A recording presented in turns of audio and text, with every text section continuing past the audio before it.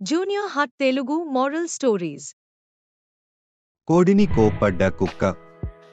ఒకసారి సీతమ్మ వేరే ఊరుకు పనికి వెళ్ళి తిరిగి ఇంటికి పయనమవుతుంది. అలా ఇంటికి నడుస్తూ ఉన్న మార్గంలో ఒక కోడి గాయాల పాలు అయి పక్కన పడి ఉండడం గమనించి సీతమ్మ ఆ కోడిని ఇంటికి తీసుకువచ్చి పసరు మందులు పోసి నయం చేస్తుంది.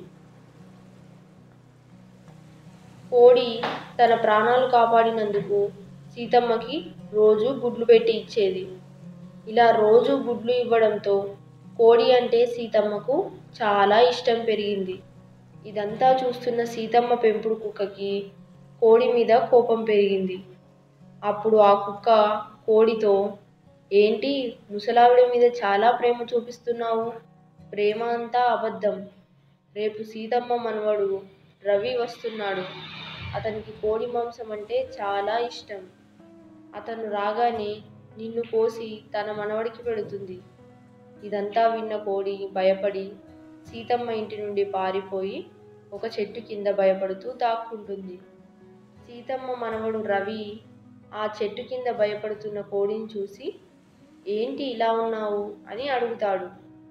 అప్పుడు కోడి జరిగినది అంతా రవికి చెబుతుంది. సరే అని అప్పుడు రవి కోడిని తీసుకొని ఇంటికి వస్తాడు. మళ్ళీ ఇంటికి వచ్చిందా అని కుక్క ఆశ్చర్యంగా చూస్తుంది.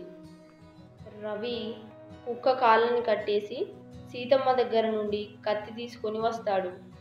అలా కత్తి నూరుతూ సీతమ్మతో, నీకు తెలుసా నానమ్మ, కుక్క రక్తం జీవితంలో ఒక్కసారి అయినా త్రాగాలి అంట అని అంటాడు. విన్న కుక్క తాను చేసిన తప్పు అర్థమయ్యి కోడిని, రవిని ఇంకా సీతమ్మని క్షమించమని వేడుకుంటుంది. చూశారా, వీలైతే ప్రేమించండి, లేకపోతే పట్టించుకోకండి. కానీ ఇలా అసూయపడి వేరే వాళ్ళని విడగొట్టడం తప్పు కదూ. Thank you for watching. Subscribe Junior Hut for more videos.